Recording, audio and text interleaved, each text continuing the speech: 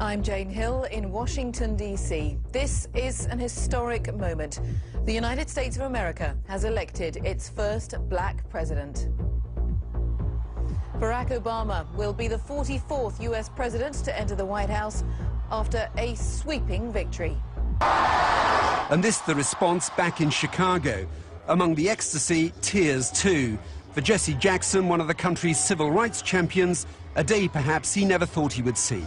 11 p.m. on the East Coast. We're back on the air, and we have news. There will be young children in the White House for the first time since the Kennedy generation.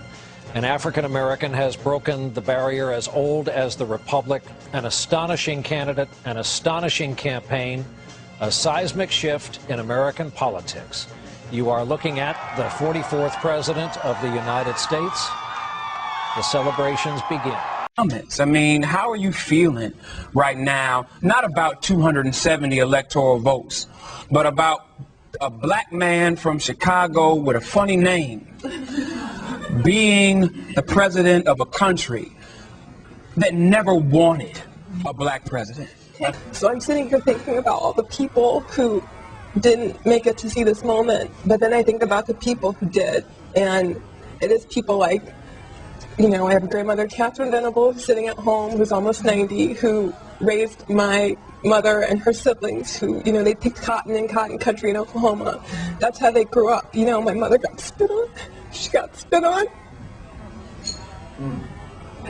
And so it's pretty incredible that a country that did that to people only 40 years has now had this moment. So. I think it's really important.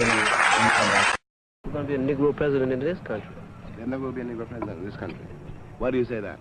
We can't get jobs. How are we going to be a president? Got me. But I want you to think about this. That there will be a Negro president of this country. But it will not be the country that we are sitting in now.